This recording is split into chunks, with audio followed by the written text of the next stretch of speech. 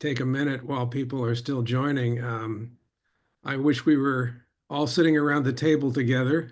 Unfortunately, we aren't, but this is the next best way to get together and to remind each other of our commitment to fielding and also the progress that you continue to make in your careers. It's really, really notable and outstanding.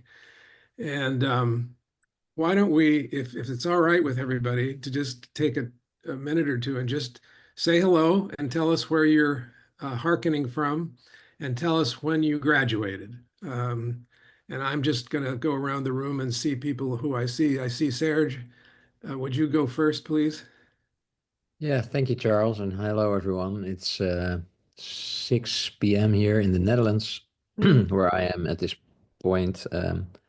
After the round of introductions, I'll close my camera so I can eat my dinner while listening to the great presentation. Look forward to that.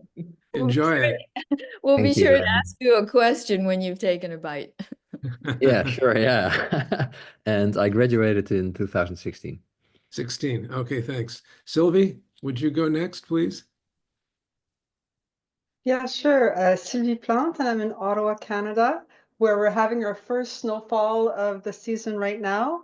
And I graduated in the master's program in 2011. Long time ago. So glad you're still with us. Thank you, Sylvie. How about Diane? Hi, I'm hearkening from Portland, Maine on the East Coast, and I am a graduate of the Master's in Human Development program, and I'm presently working on my dissertation. Oh, wonderful. Glad to have you with us. Mohammed. Good morning, good evening. Mohammed Amer from Ventura, California, and graduated from HOD in 2020. Thank you, Mohammed. Carrie. Good morning. So, yeah, I am Carrie Swohansen, and I am currently in Los Angeles. I live on the East Coast. In fact, I was on a meeting with the East Coast at 6 a.m. this morning because I'm still working on East Coast and West Coast time while I am here. And I graduated in January of 22, I think 21 or 22, something like that, from the HOD program with my PhD. Great. Nice to have you with us, Carrie. Lucas. Hey there, I am in Lucas Diaz. I'm in New Orleans. I graduated in sociology in 2022. Jean Lee. Good morning. I'm from Columbus, Ohio. I graduated 2020 Education Sustainability Leadership. Great, thank It's you. very cold here. Yes, it is. Tony. Buenos dias. I'm at the Panama Canal, Republic of Panama. I graduated from Fielding in 1997, quite a while ago. Wow. Wow. Fantastic. Tony, we're honored to have you here. Mm-hmm. Linda. I'm a current student, actually, in HOD, officially ODC, but as much HD. And I'm in Berkeley, California. Great, Linda. Well, you're a blend, like all of us are a blend of interests. Astrid. Yes, my name is Astrid Imond. I live in Virginia, where it's about 40 degrees, but I bring my own sunshine. So happy to be here. Oh, program. I am part of the HD program. I am a current PhD candidate. Wonderful. Stephen. Hi, Steve Hassan. I recently moved to Northampton, Massachusetts. I went to ODC, graduated 2020, and now I'm a Fielding Fellow ISI. Great, Stephen. Thank you. Dawn. Hi, good morning. I am tuning in from New Orleans, and I graduated in 2019, Organizational Design and Public Policy. Thank you, Don. Ken. I'm Ken Druck. Tony, you said it's a long time ago. I graduated in 1982. Wow. in the era of Frederick Hudson and Halleck Hoffman, Renata, Stan Kaplan, John Gladfelter, and some extraordinary human beings. And this is really the first time I've gathered with my fellow Fieldingites in many, many years, and it's a joy to see all of you. Ken, we wish we could spend a lot of time talking with you about the old days. There's a lot to talk about. Yeah, thank you so much for joining. Really appreciate it. Drew. Yeah, hi, Drew Stotts here in Chicago, where it's a balmy 34 Fahrenheit. Graduated HOD in PhD in 2014. Great to have you with us, Drew. Ignacio. Hi everyone, I'm current Fielding staff member, missions advisor here at Fielding. I am an alum from the MA ODL program from 2023. Glad to be here. Great. Oh, and Ventura as well. Oh, that's really wonderful. Thank you, Ignacio. Jeff. You're muted, Jeff. Can you unmute? Oops. There you go. Yeah, I'm a guest of actually, so I'm interested to share years before. Okay, Drew had a little hard time. Yeah, I think you were breaking up a little bit, but thank you for joining us. Let's see, Flavio, can you turn on your camera? Are you still with us? Yeah, I'm here. Okay, say hello. Hello. I'm Brazilian. I live in Rio de Janeiro, and I'm an EBC alum. Thank you. Raisa. Hi everyone, my name is Teresa. I'm starting my PhD in media psychology in January 6th, so I'm just here to listen in. Good. Well, you're going to learn a lot. Dina.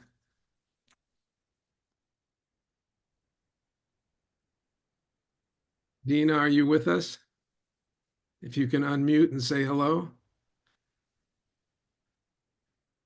You need to unmute yourself, Dina. There you go.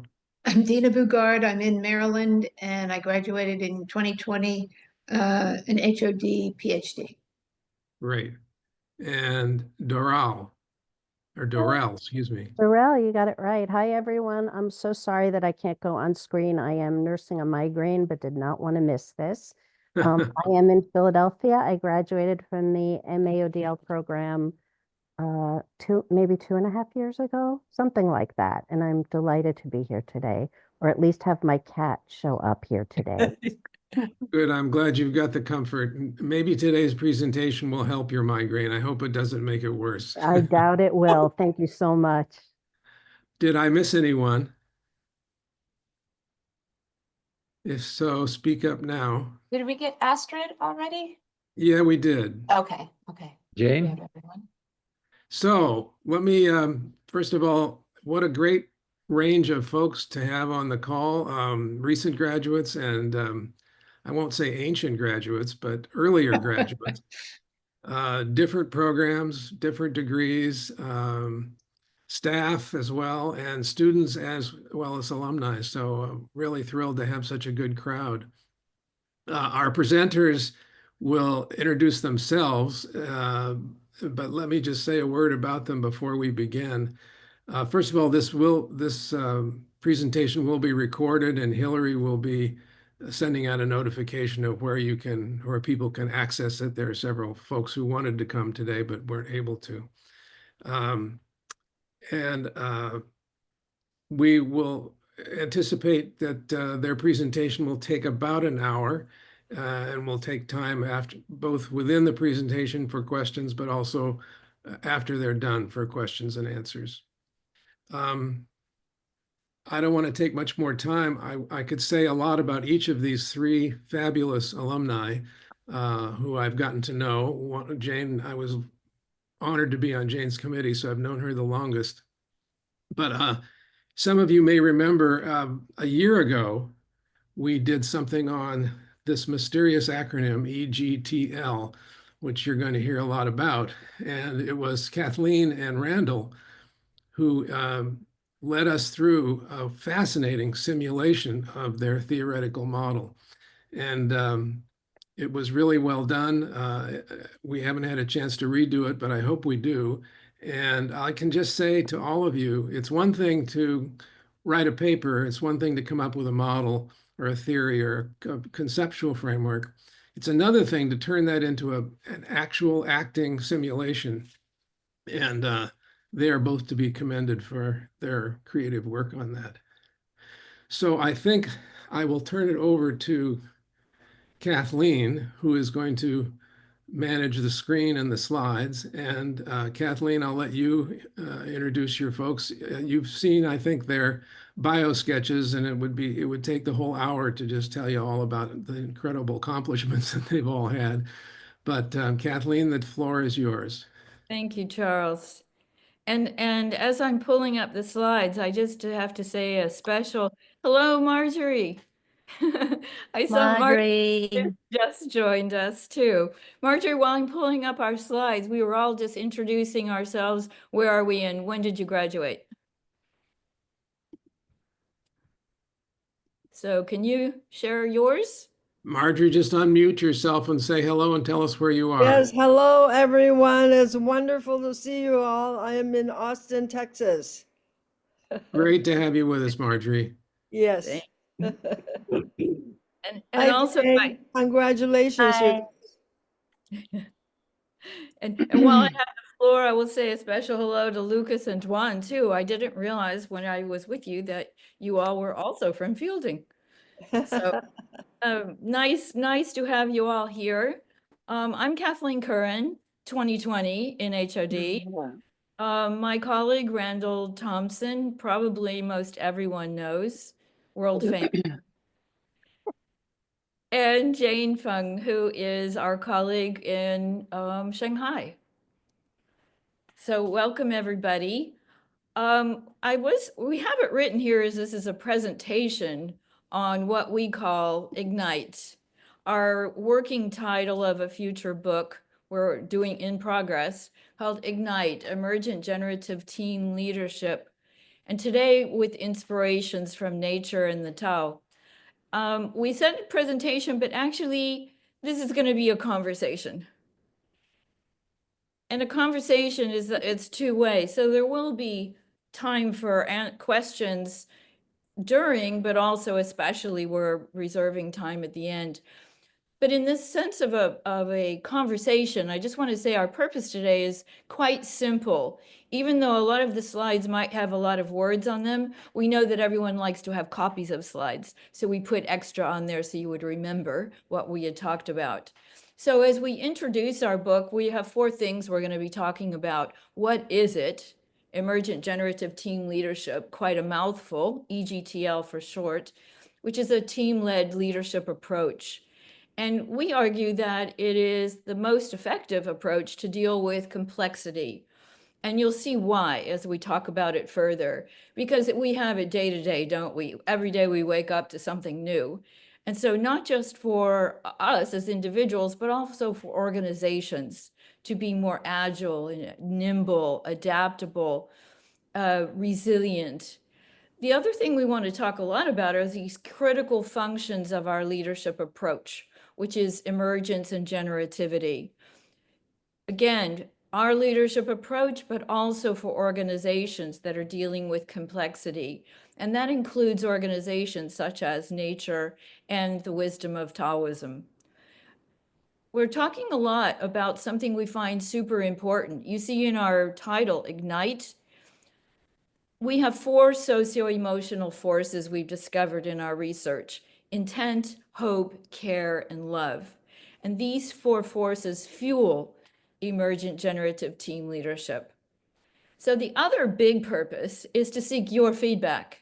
So we're talking about our model, which of course we know and love, but we want to hear your feedback regarding how these inspirations from nature and Taoism can be useful for practicing EGTL.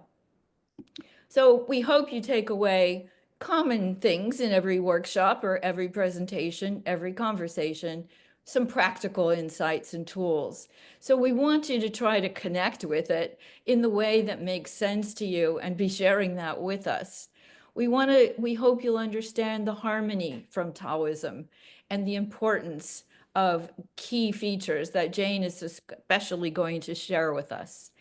Also, to understand the importance of these four forces, we find that those are really critical and often not recognized. They're like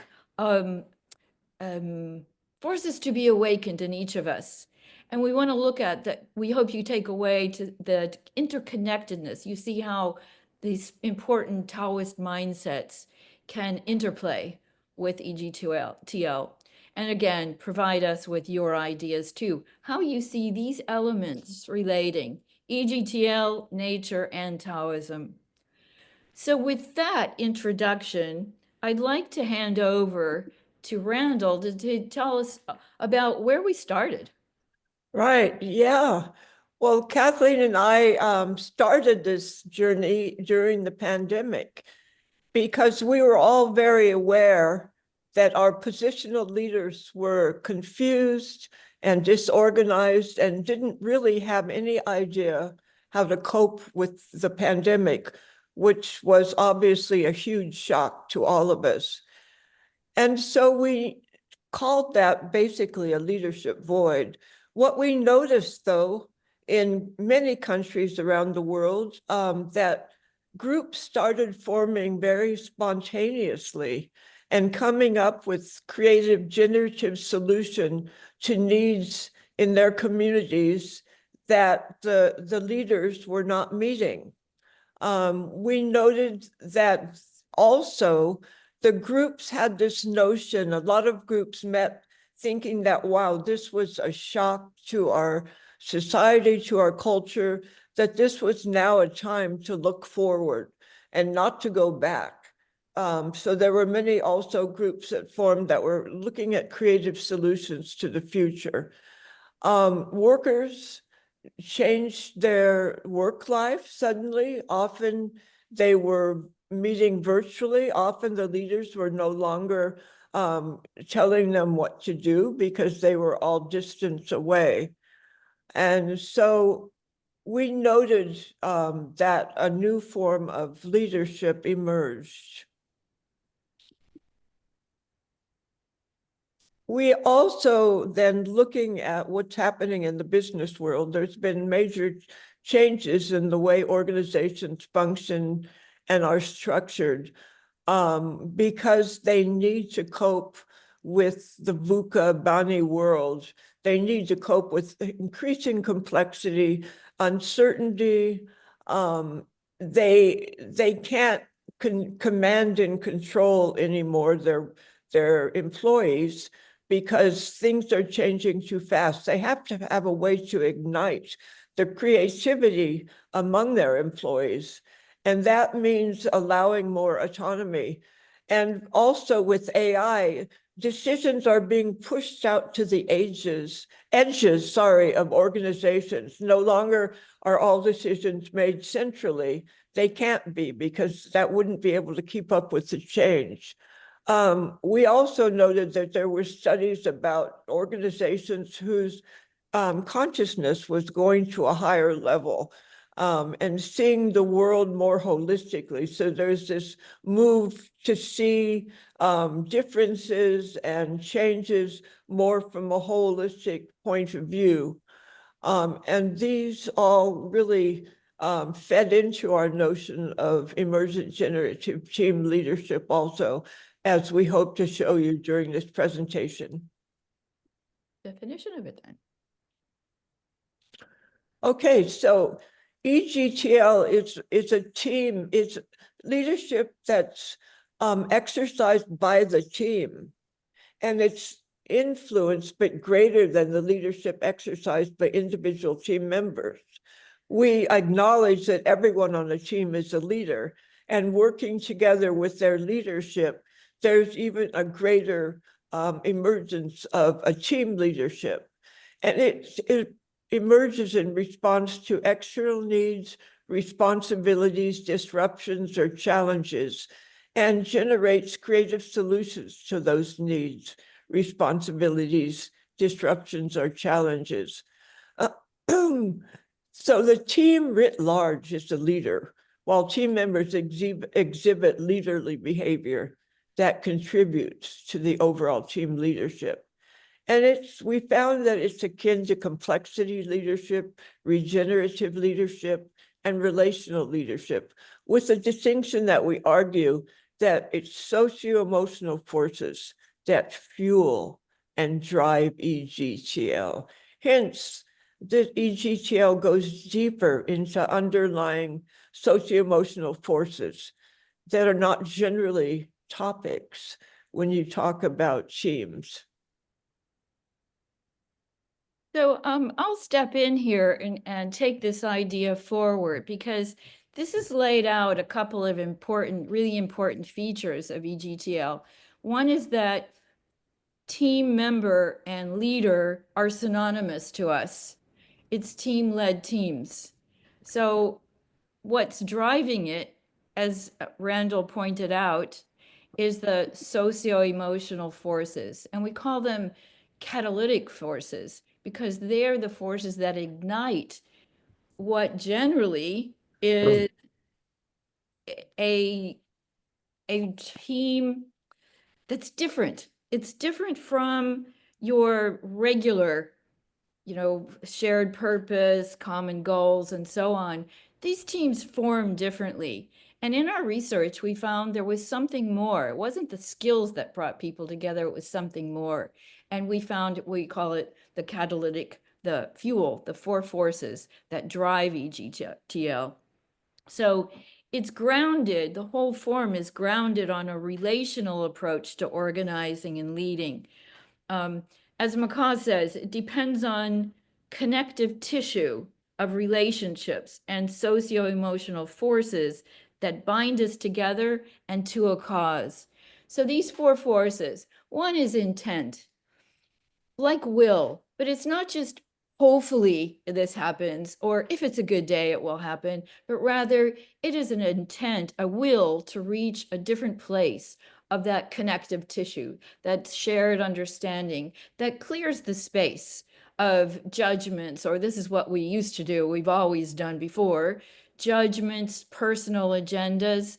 Personal is moving aside, because with care, the second force, which is a relational and emotional element, it's comparable to accountability.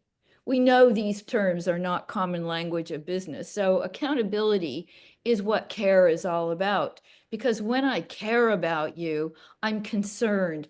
I hold responsibility, as with any system. Every element has responsibility for the health and well-being of the whole system. So in care, I take that responsibility and hold affection.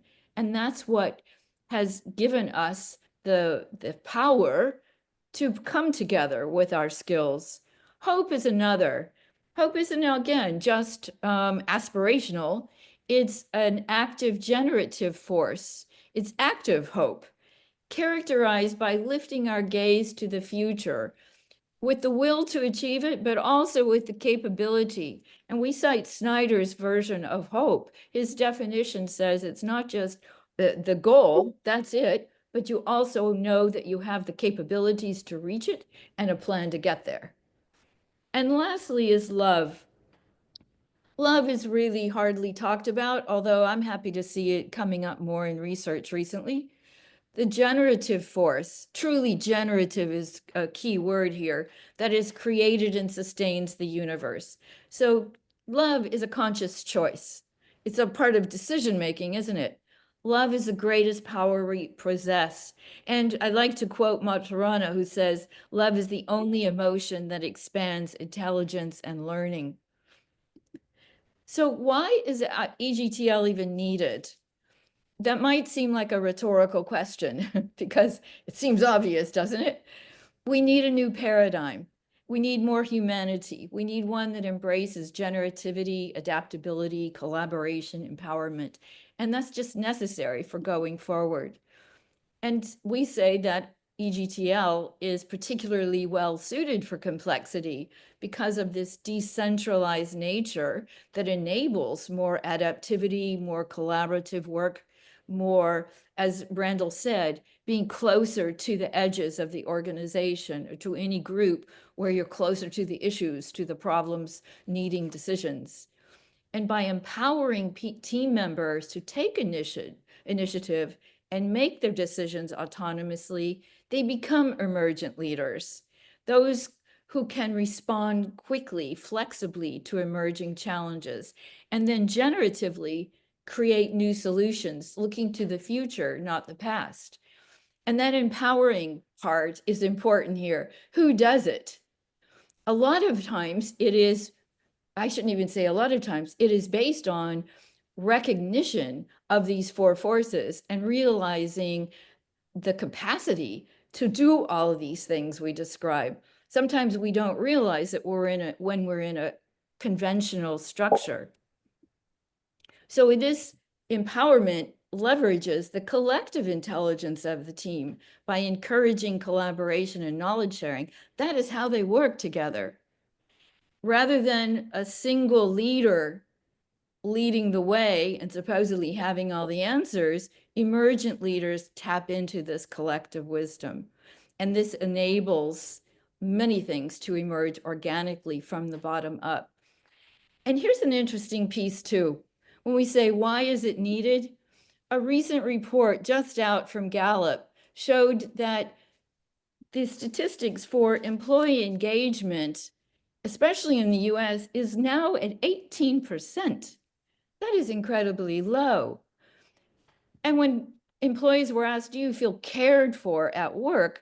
39%, and it's even dropping.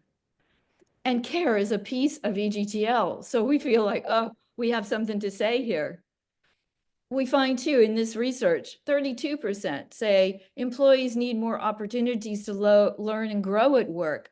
Well, if you're in EGTL, you have the responsibility. And I find in my belonging research that that's what makes people feel like they belong, is that they can contribute. Another is about believing their opinions count. In our own EGTL research, we found that teams shared more, felt responsible for giving feedback to each other. So opinions did count, whereas here we're at 28%. And lastly, the idea of commitment to quality, 29%. So those shocking statistics that are just out, very recent, show us that, yeah, maybe EGTL really is needed. Now, I'm going to just pause here. And in fact, I'd even like to stop share for a moment just to see if there are any questions or if we'd stimulated any thinking here from our audience. Anyone? Question, comments? Have I overwhelmed you? Yes, Ken. The question I would have, I love what you're presenting, and I keep thinking about the role of facilitator. And, you know, why do they bring in consultants? Why do we bring in mediators? Why do we have boards? Why are there special people in designated roles organizationally who have masterful facilitative skills to coordinate this dynamic leadership model? And so I'm wondering who facilitates when people who are learning how to function in this way with necks craned upward, waiting for somebody to take over and take control. How do people learn to embody this model? Who facilitates and how does that happen? That's a question I want to get to today. I'll leave it to the team to respond. Randal, any thoughts to that? Jane?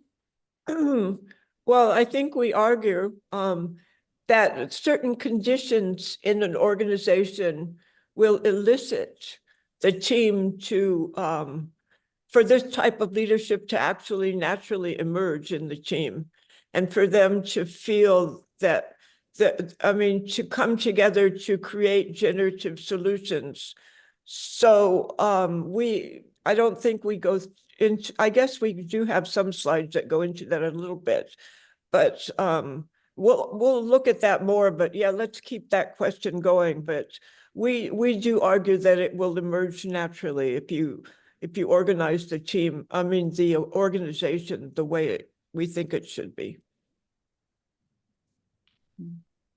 Stephen, you had your hand up. Yeah, I love complex systems, and I recently attended a webinar by the New England Complex Systems Institute, which is a place that I'm affiliated with. And the physicist who founded it was talking about how our political system is so broken, and the whole top-down two-party system cannot cope with the complexity of modern life, and how the future is really bottom up in teams where there are differentiated groups that are experts in certain topics, and then collaboration across groups. So I just wanted to validate your model in terms of a more societal approach to all the mess that we're in. Wow. Steve, are you aware of Rita McGrath's model on permissionless organizations?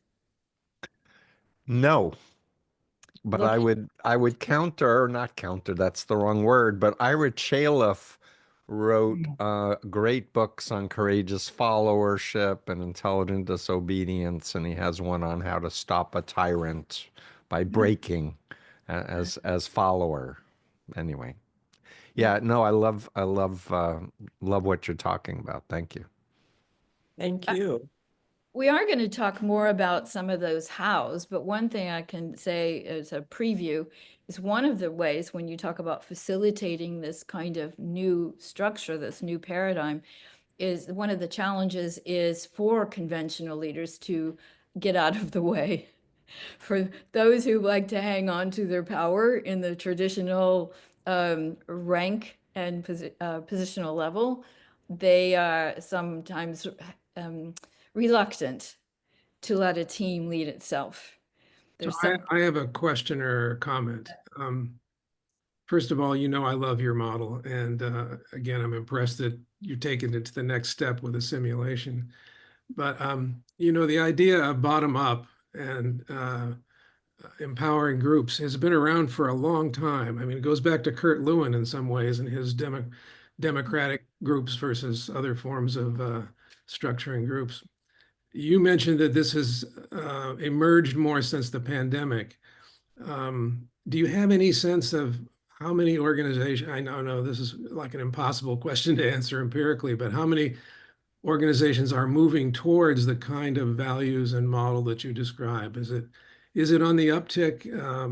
Would there be a way to find out how pervasive it is? Mm-hmm.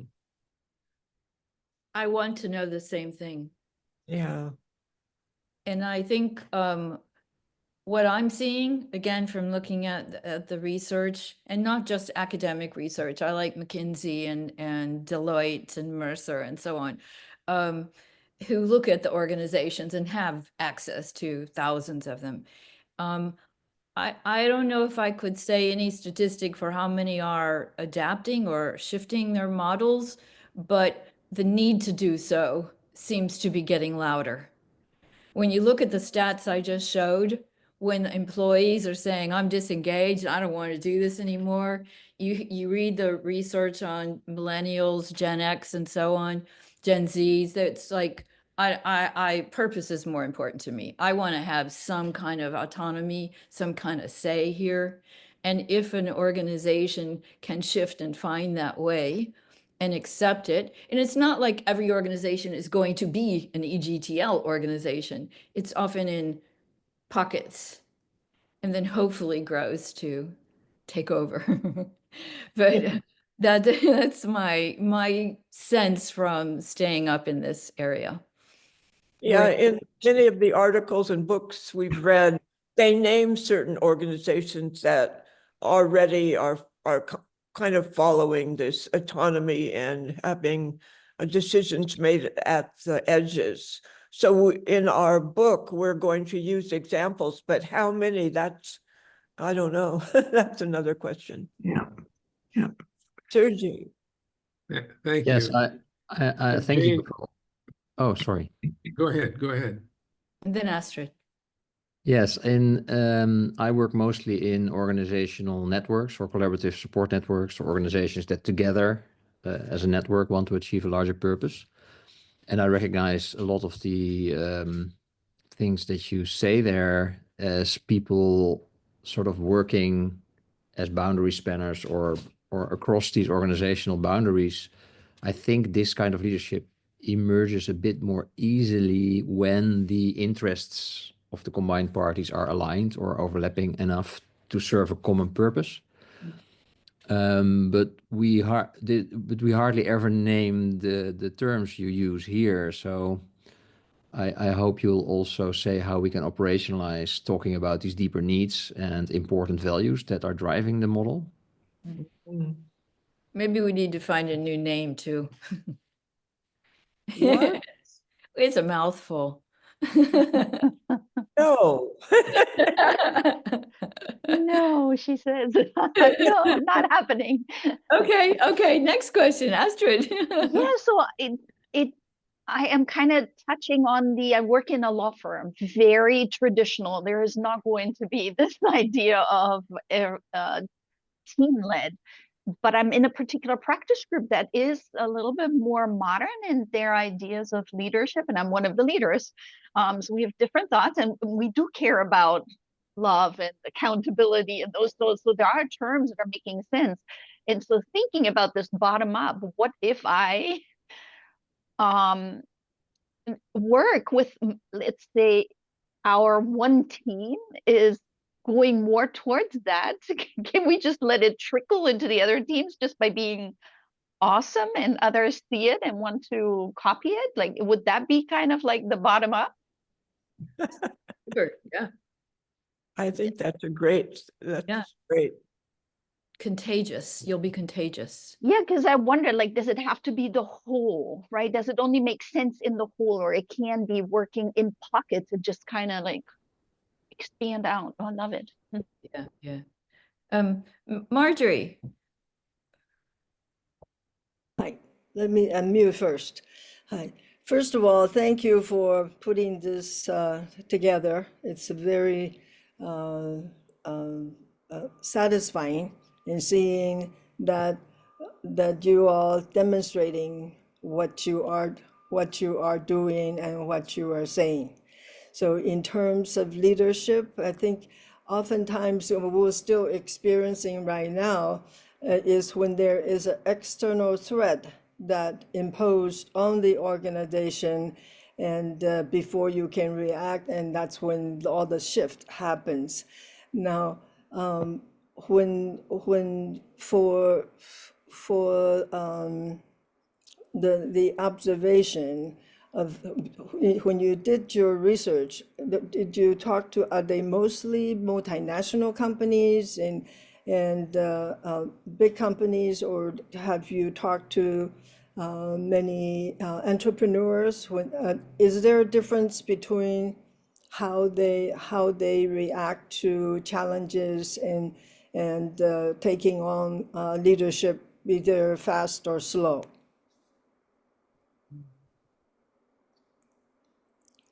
I'm not jumping in immediately because I always do, and I'm giving Randal and Jane a chance.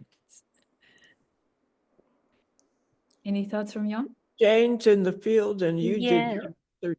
Go ahead. I would say, first of all, at this stage, it's very conceptual by now. So which means even not at the early stage of doing research, we are doing literature review, like tier organization, the term that describe those kind of formation of the team-led. So it's all the questions that you mentioned are very helpful for our future research, but we have to be acknowledged that it's at a very, very early stage of research. And also I want to be honest with you, and I don't think even we acknowledge the reality of the importance or emergence of this model, we are not saying that this model should replace all existing systems. That doesn't make any sense because it's a kind of both end stuff. Depends on the situation, depends on the organization readiness, depends how the organization coping with the environment. That's my personal view. But thank you for raising that question so that we can moving forward into our future research.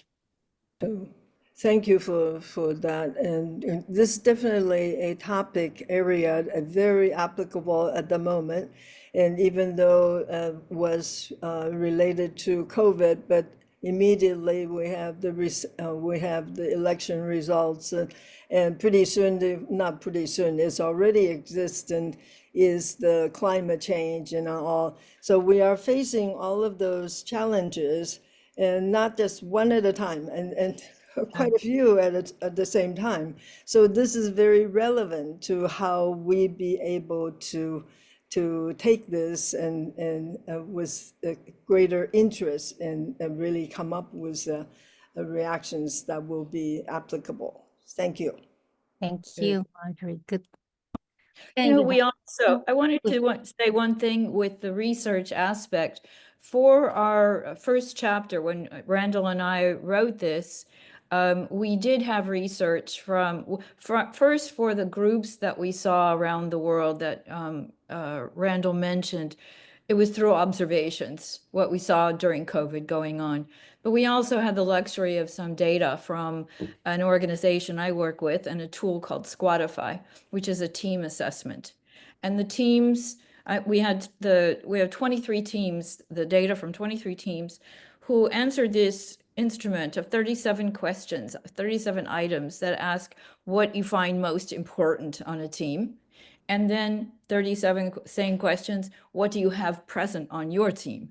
And we had the data from those who completed the instrument regular time before COVID, and then in COVID during, when suddenly everything was different. And this is where we saw a lot of those, well, we saw the 4 forces in action, actually.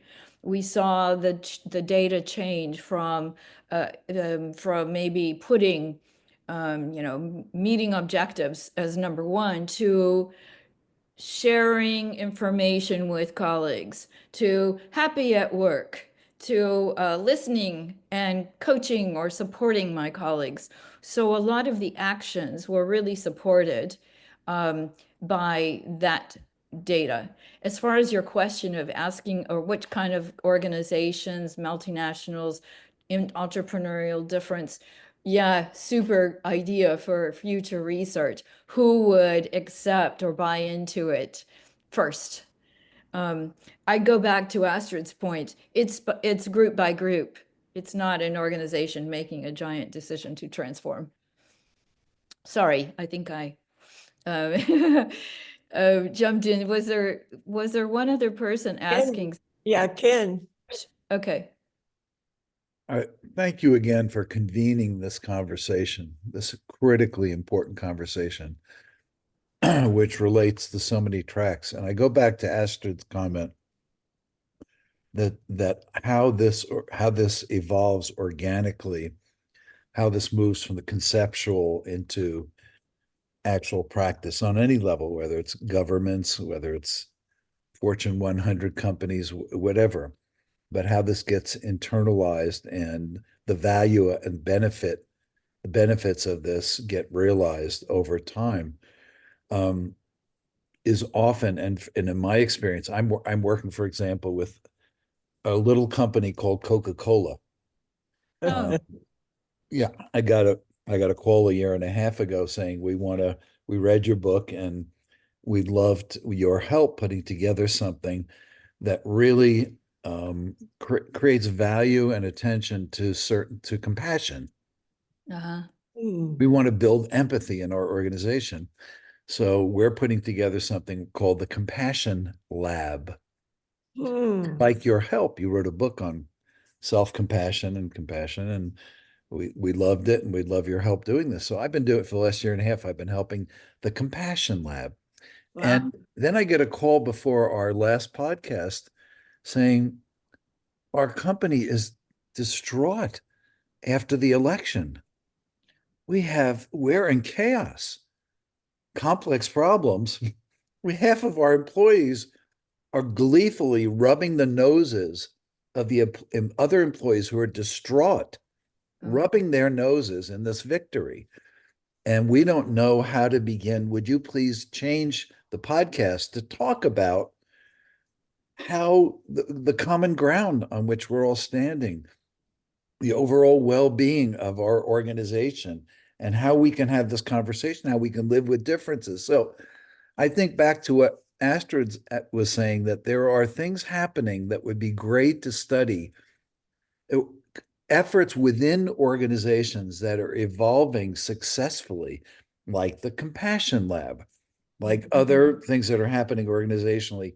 The Young Presidents Organization, really encourages models like this, things that could, other ways and other tracks to begin to really not only research, but to help evolve the benefits and incorporate more of these wonderful benefits that we're defining and offering. Thanks. That sounds really interesting. So, Charles, can you sign Ken up for the next session? Yeah, I think that's a good I think idea. we need to hear some more. We should talk, Ken. Okay, one more question from Linda, and then we'll move on. Is that okay? You're on mute, Linda. Really, my comments were in the same vein as what we've been hearing about wondering where it can happen. And just a reflection point. So one, I second hearing more about what Ken's doing, but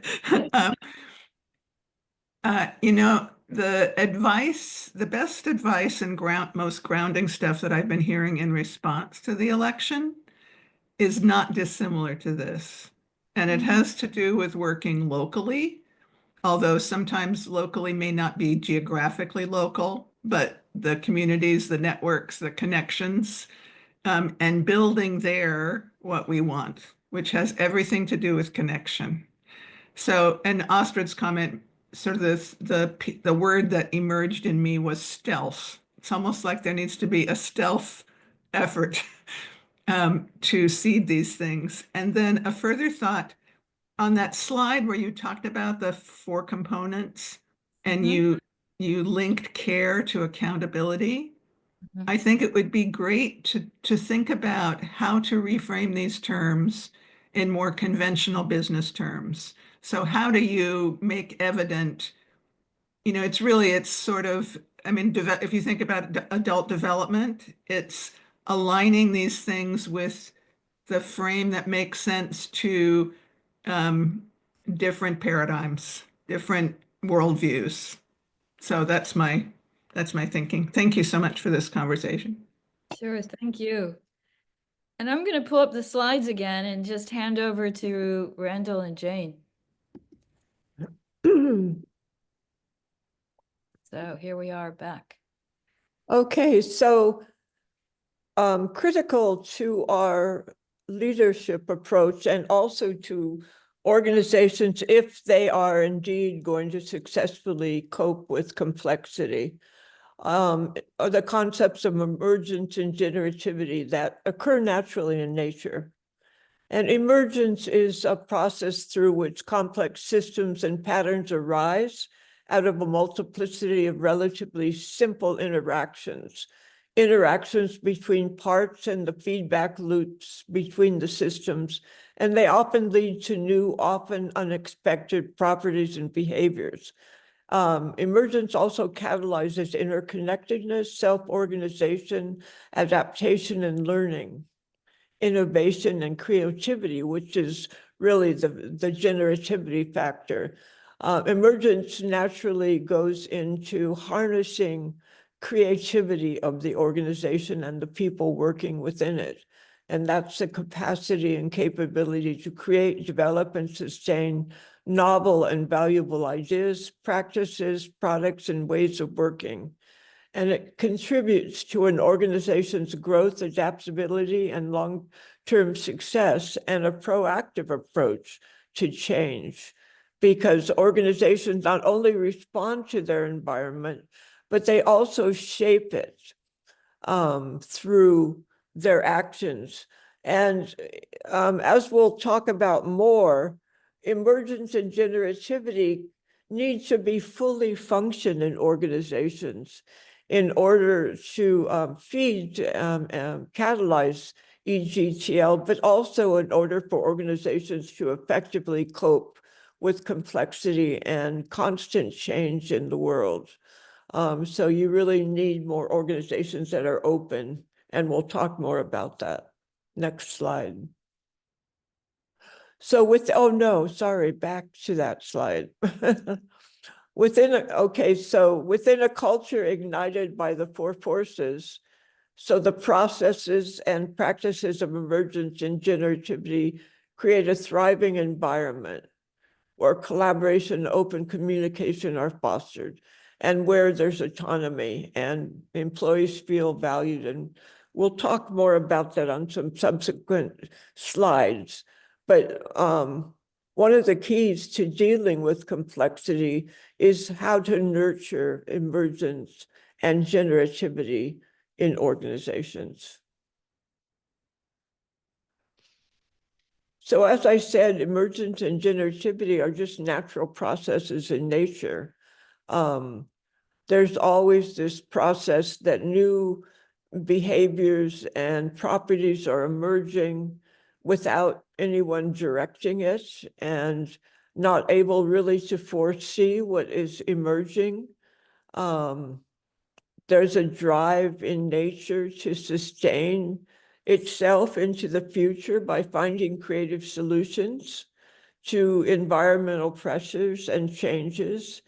And we hope that organizations will look at nature and use that as a way to understand how you can unleash the power of emergence and generativity. So I'd like to actually call in Jane. We were talking about the inspirations we had from nature, but Taoism was a big part of it. And this is such an interesting section. So over to you, Jane. Yeah, I think Linda previously asked a question saying what kind of worldview that we kind of look at the current situation. And this is actually one possibility, a very different worldview of Tao.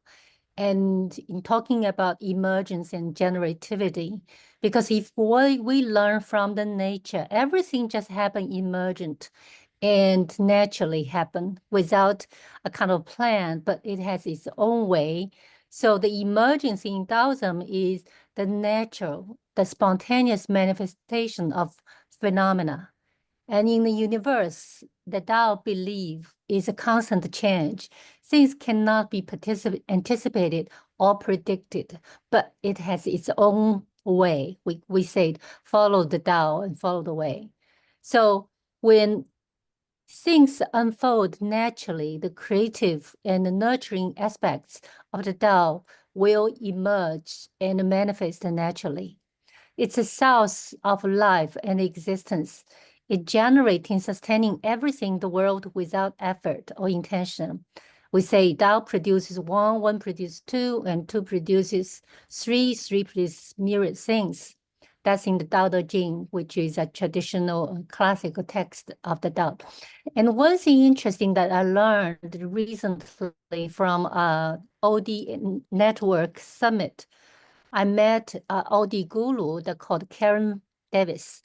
And she said, actually, the Taoism, or the way we look at the nature, the emergence and generativity, is not just only the Eastern way of worldview, but also in the Western view, like American tribes, all kind of things.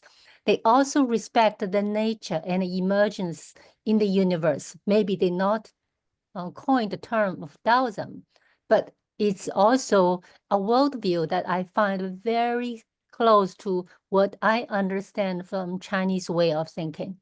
So if you go to next page,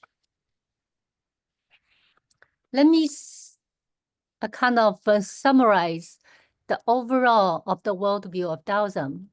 And if you look at the different overview, which will define the mindset we see the world and the things around us. And according to Taoist worldview, the universe is in constant, emergent, and cyclical change, and which requires flexibility, adaptability, and agility. It's holistic because everything in the universe is interrelated, interdependent, and you cannot have a hard cut and say, oh, it's separate. That's a very, very Western view, my understanding, and say everything analytical, and then you can linear analytical. But in the Eastern view of Taoism, the cosmos is permanent variation between yin-yang forces. So it's always, you think about Tai Chi diagram, it's always in the alteration of yin-yang forces. And everything embracing its opposite. It's not, when you talk about conflict so much in the Western context, in the Eastern context, it's always talk about alteration of yin-yang forces. So if you move on to the other bullet, we will say harmony is universal norm by playing Wu Wei, which means you don't enforce your actions on things, and you follow 自然, and things will happen spontaneously. That's called following the way. And of course, here's some background regarding the Taoism. If you look at I Ching, you look at Tao Te Ching, and of course, later on is Zhuangzi, which is more looking at the kind of effortless actions and respecting the nature way. Go ahead. So among the three classical texts, which dates back to thousands of years old, and fundamental idea of Taoism is rooted in the premise of change, emergence, and generativity. Now, here you see the reason why we put the Taoist way of thinking here together with EGTL, because that's our mindset. Based on that worldview, the perception regarding the change is universal, and it's constant, and it's emergent. It's like the ebb and flow of the tide. Cyclical, just like 4 seasons. And so it's not that much planned or with human control, but instead it follows natural law.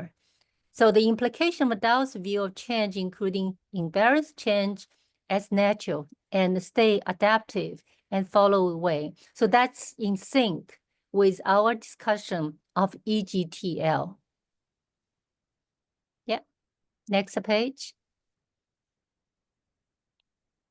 Yeah, okay. So Catherine, you follow.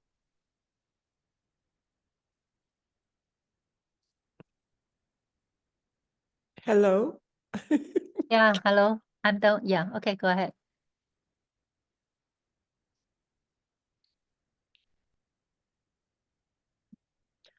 Okay, well, one of the questions was, how do you facilitate EGTL? And what we say is that you create conditions for EGTL.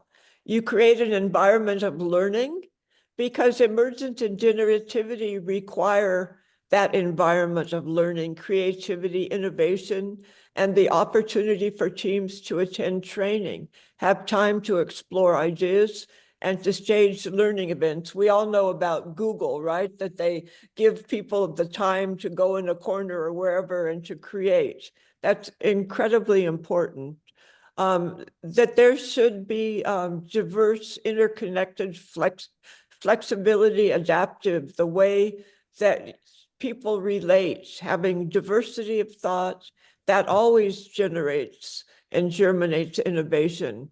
And there needs to be collaboration as just fundamental in business processes and across departments and teams. And also, when emergence gives rise to generativity, innovations, and creative solutions, it's time to recognize, reflect, and celebrate.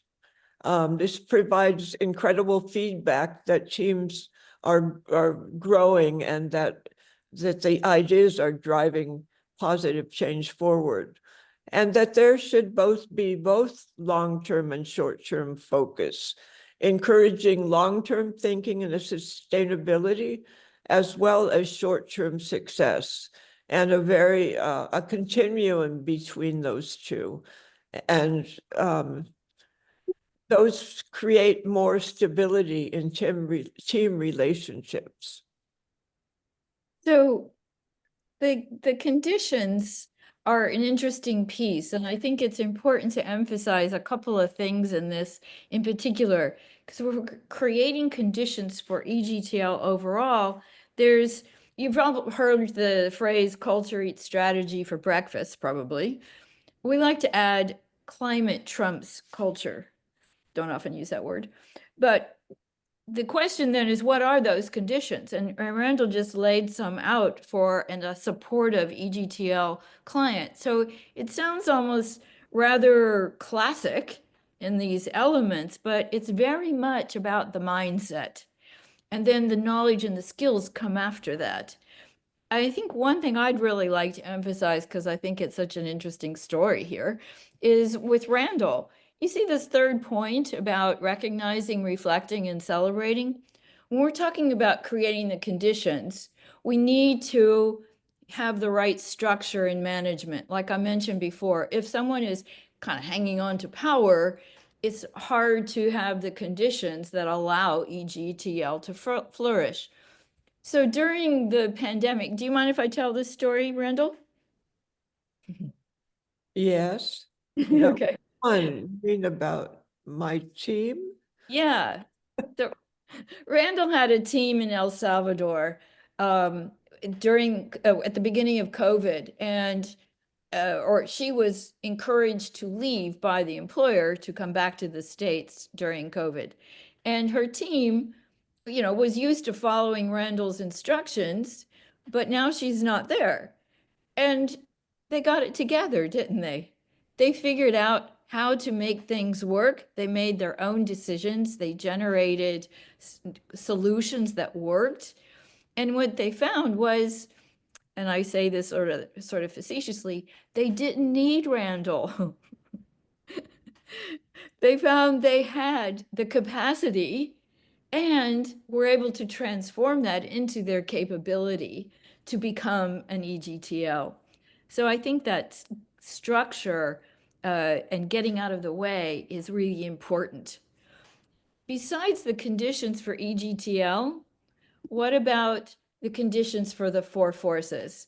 Just like Linda, you said, maybe some terminology or some framing that is more accessible to those in business. We've thought about that. And we find that what's most important here is that teams have the opportunity to express, to experience these four forces in action. We mentioned our simulation, virtual simulation. The whole idea is to give the experience. We can talk all we want about creating safe space and psychological safety and so on, but until you feel it, it's not as tangible, it's not as real.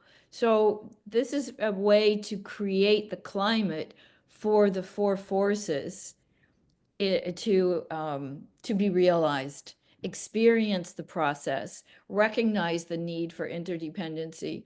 One other thing here, we ran a program, a workshop for a management team, country managers from Vietnam, Malaysia, Hong Kong, and Singapore.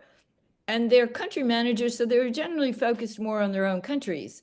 But they came together as a management team, and we wanted to help them become an EGTL. And they recognized this need for interdependency after running through the simulation game. But, we think sometimes we should start with at one place or another in this process, but we focused on the interdependency. And they found, well, we found with them that they spent an hour talking about love on their team, this ability to challenge and work together, but they focused so much on the love. So it was very fascinating to see their need, their recognizing their interdependencies.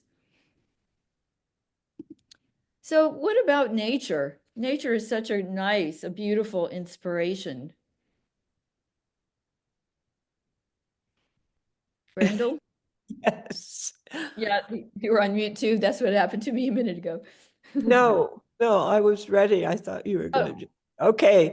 So again, I talked about emergence and generativity as, part of nature. And Jane went into that more in depth in the Taoist worldview. And so if we recognize that organizations are living systems, they function very similarly to nature. And there, a woman, one of our colleagues, Kathleen Curran, bases her whole leadership approach, and she calls it regenerative leadership, that really responds to nature, and that you need a holistic view for regenerative leadership to function. So generativity is key to leadership as it is in nature. Constant change is happening in nature. Conditions that resolve themselves without action. And again, Jane touched on that, and I think she'll touch on it again. And then just the idea that a holistic perspective generates harmony. And nature is generous. So generosity is key to leadership as it is in nature. And the fit forms to the function. So the function occurs, and the way it fits together really has to be related to the function.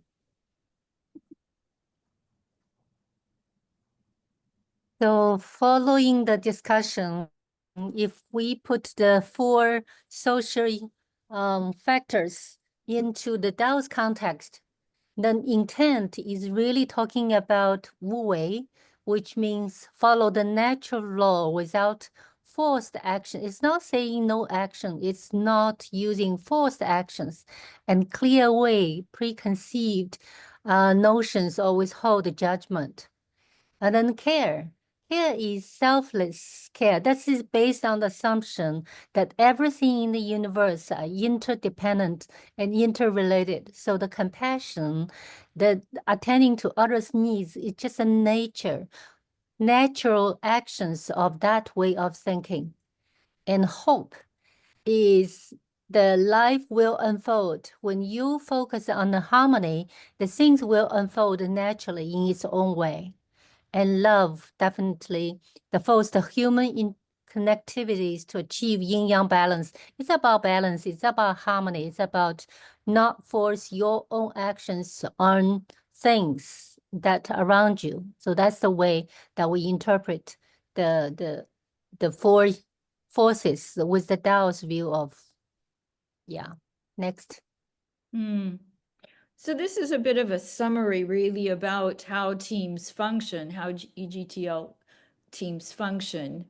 And like I mentioned, this form a pretty classical 3-step process, but the real difference here is that how teams form is organic, and therefore which comes first, they might be numbered, but it doesn't mean they follow that number. I mentioned Robert's team in Asia. They focused so long on number 2. Their vision was pretty clear, generally clear, but it was the second one that really got the energy and was igniting them to become an EGTL. They need to have an infrastructure, however, consisting of agreements, commitments, and that infrastructure is based, you see, on relations, not on an org chart. So again, the main thing here is for sustainability, those pieces need to be there, but how the teams form allow them to be adaptive, agile, and be able to lead themselves through unpredictable changes. That's what makes the team sustainable.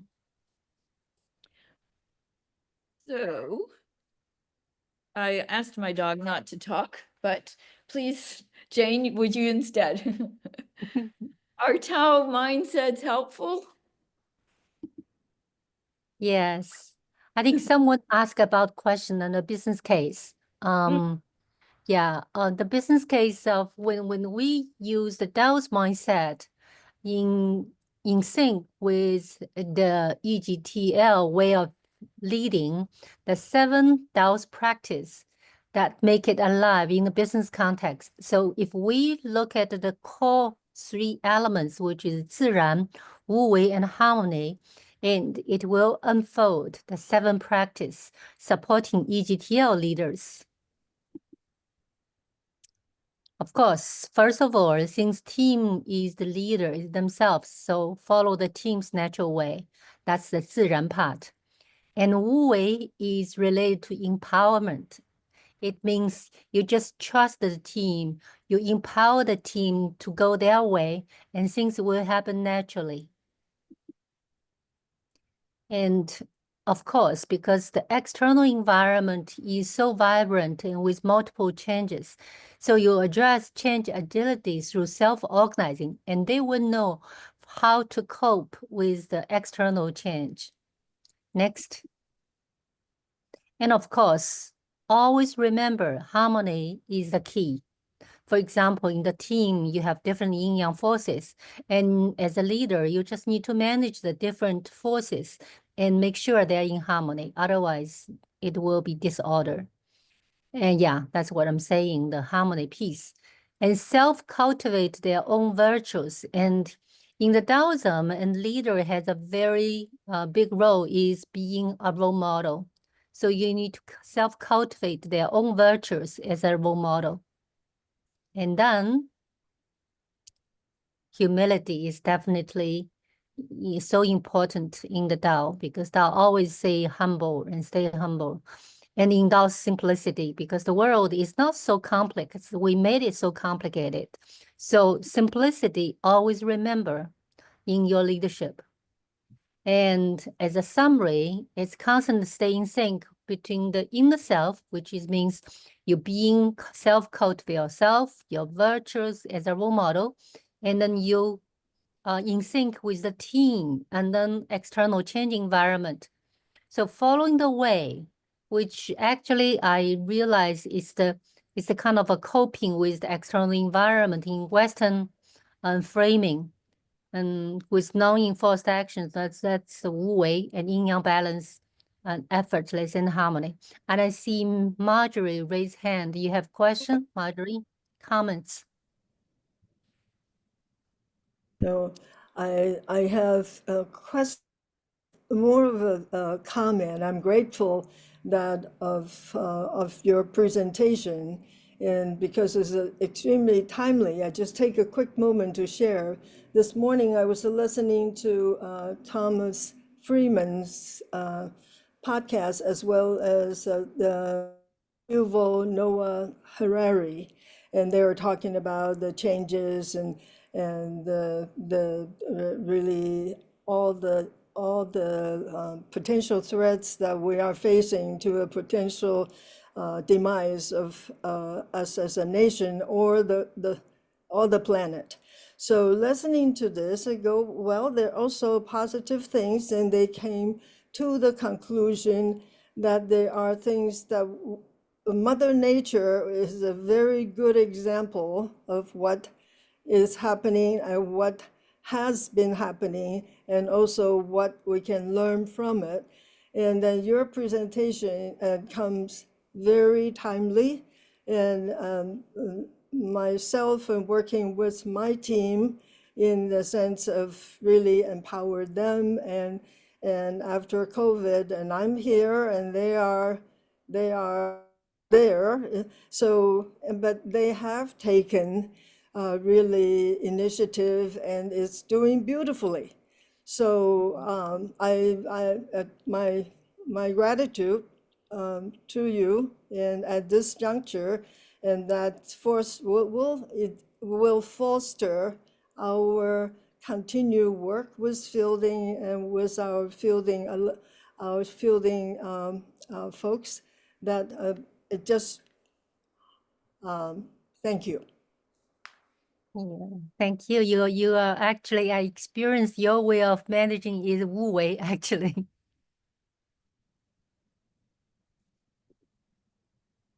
So, Randall, you want to draw our conclusion, and then we have, I think, am I right, like 15 more minutes for? Yeah, for questions. Yeah, more questions. Yep. Well, we argue that team-led teams really do have the capacity and capability to perform leadership responsibilities in most cases more effectively, efficiently, and with the four socio-emotional forces. That is deeper intent, care, hope, and love. And the vision and deep purpose, the accountability, agency, and choice, which are the four forces translated into team capabilities. So this is using more business-oriented language, right? They fuel the interconnectedness and strength of the team. Increased innovativeness, agility, and generativity are the outcomes. And so, what are you seeing?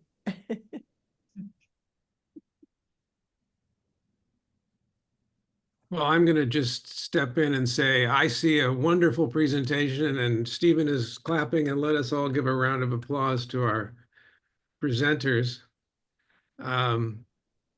I love the fact that you have brought Jane and the concept of Tao into the conversation. I think it enriches your model and broadens it obviously to other cultures.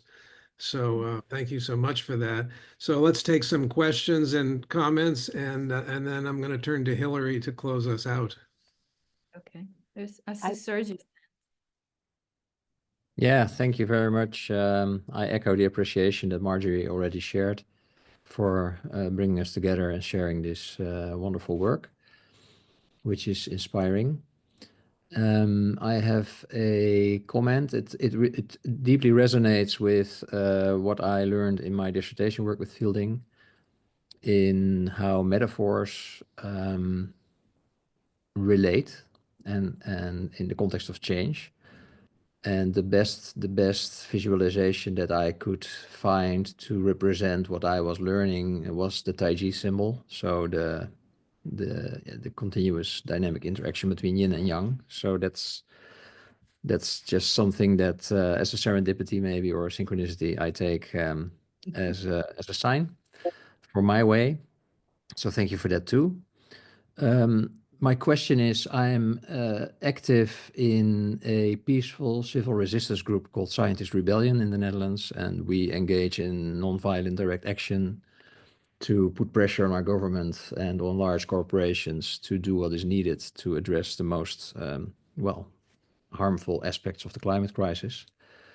And in that organization, I do see that one of the starting points of that organization is that we have a regenerative culture. And how we do that is now more, people bring in ad hoc methods like active hope or global social witnessing. But there's no overarching or integral framework to sort of guide that the development of that regenerative culture, and your work here could very well work for that, I think, or I would at least like to try. So that raises the question, under what conditions can I or we share your work?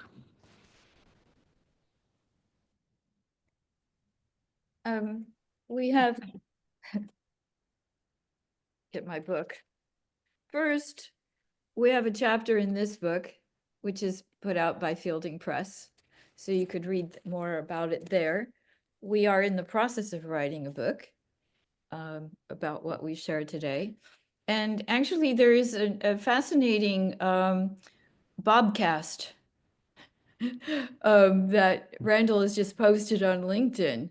I don't know if you've had a chance to listen to that or seen it. I will try posting it again. I can't figure out the link for today, but it gives a good overview.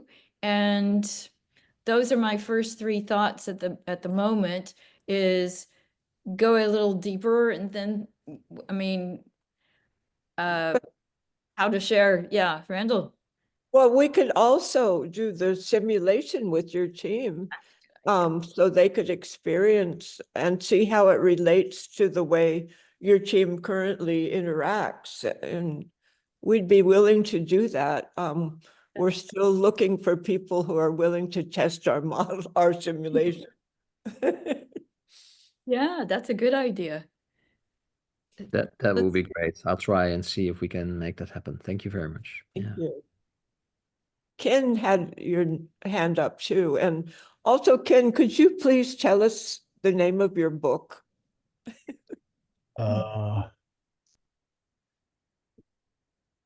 This is my latest. Wow. How we go on, self-compassion, courage, and gratitude on the path forward. Wow. And it's about how, on an individual level, how we can catch ourselves with our foot on our throat,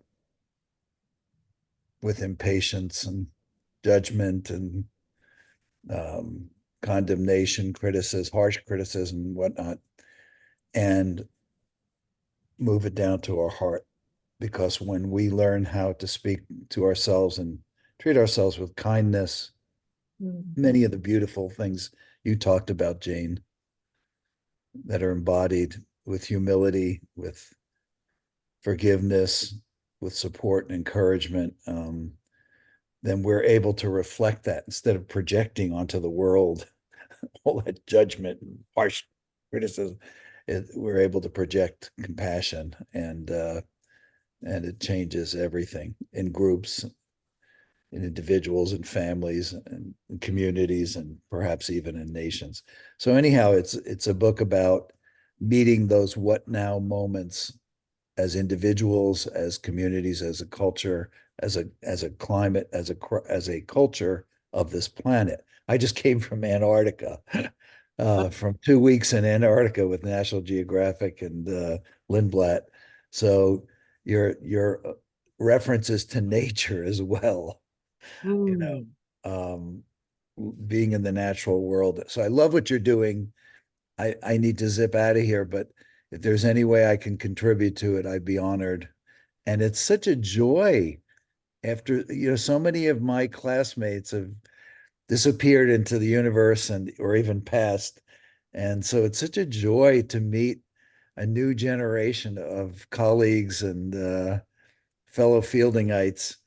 And I would be delighted to share. I could even put together a collective of students from 1980, 82, and what we were doing and what we were creating. And I also love the idea that we embody your model.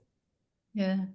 If we were the embodiment of this model of everything that's good, that we don't need any more testing or research or anything. We know intuitively that the way we've spoken to each one another today, and the way we could also deepen the conversation and even disagree with one another on some points, would be valuable. So I would suggest that we even have a follow-up meeting of this where we break down some of the components and we really drill down and share with one another our experiences and our perspectives, and even present something to Fielding that this is, we didn't know it, but we were creating a model for a collaborative community of Fieldingites, a Fielding culture that could, even working together rather than our silos, make some very significant contributions to what's happening in the world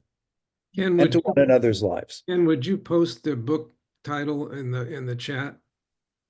Can you share the emails of everyone on this Zoom, Charles? I have to ask that question of Hillary. Absolutely. And I did put a link for Ken's book.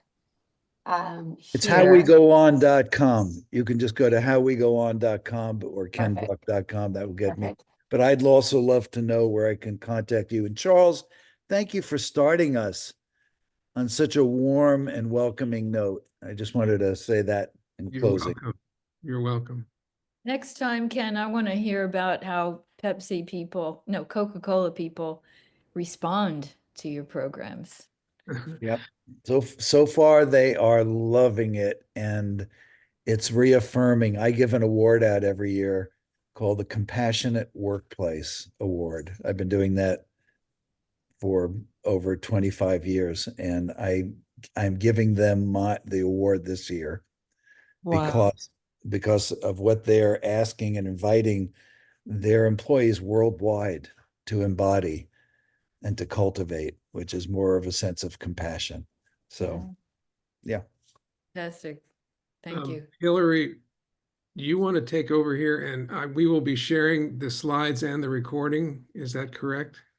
Absolutely. And I'm happy to jump in. You know, I'll always have something to say. Thank you, Charles. So a couple of things before I give you my alumni pitch. For everyone who is on this call and anybody who registered, we'll send a link at the recording. Jane, Kathleen, and Randall, I'll check with you first to make sure that we have the sections that we want. And so I'll check in with all of you. So you'll get that. And then we wanted to share the emails, right, of everybody who's in this group. And I have to tell you that the private messages that I've been getting for folks that had to leave for another meeting, they were just so thankful for this topic, and they felt very connected with everyone here. So the three of you did quite a bit of the work in this Zoom room and in this presentation of your model. So I felt it too. So thank you. Thank you for that. Let's see, ready for commercial time? So what I'm going to do is in the chat, go ahead and open up chat. There are a few events coming up that we would love to have you join. Tomorrow is the Global Inclusion Awards celebration. And Dr. Carrie Spill-Hansen, who is here earlier, she's one of the honorees. And that will be recorded. And if you weren't able to join, register anyway. So then we can make sure that you get the recording right after. But we are thrilled to have this opportunity, and yours truly will be the MC. So another reason to see me tomorrow. And then next week, there is an evidence-based coaching webinar for those that need, 1.0 coaching continuing education units for the core competency. Even if you don't need that, any of these webinars are just absolutely worth going to. So I have the link in the chat as well. And then there are also more upcoming events. So that is that point. And I wanted to share, because I know, Charles, I forget that I'm an alum too. And so I'll jump back to the introduction. I am a graduate from the Masters in Organization Development Leadership program in 2021. And then I got my certificate with evidence-based coaching in 2022. When all of this happened, I felt like I understood you all more. I'm like, the connection is just incredible. So I'm proud to be a part of this group. Let's see. I think that's it. Charles, am I missing anything? No, I don't think so. And to those of you on the call who are ISI fellows, I will be sending you a note. I sent you a note about another seminar that we're going to do in January. And I will be sending you a note in January also about your annual reports, which we have to have and we love to get, and have your various publications and presentations and other professional leadership activities involved in them. So it's just wonderful to see everyone, and wonderful to have unexpected guests, Ken and others, and students and staff and so forth. It was a rich time. I wish we had more time. I'm sure there's more conversation that could be had, but I want to thank and congratulate Kathleen, Randall, and Jane for their work and their persistence in this work. It's very rich. It's very professionally done. It's very engaging. So And thank I you. do have, yes, absolutely. One other plug, Ken let's do a webinar. Would love to have you share your work. And when I saw your name on the registration list, I went, oh my goodness, he's going to be here. I'm so excited. So I'll get in contact with you. And if you're interested in doing this in the new year, it would be an absolute pleasure to have you share your work. Yes. And then I had one other thing. Oh, and I have to tell you this. I got to meet all of your presenters in person this year. Jane, I got to meet for the first time, and it was just absolutely, oh my heart. I was so happy. I told her, you've made my year, 2 year, 5 years. You've made it. Jane, I absolutely adore you. Thank you. And then Randal and Kathleen, you two are incredible. And I got to see them in Chicago. So thank you all for sharing your time, your expertise, your heart, your compassion, and your love. I can really feel this, even though we're little boxes on Zoom. So thank you all very much. Thank you, Hillary, and everybody be safe and be well. Thank you so much. Thank you for participating. Appreciate that.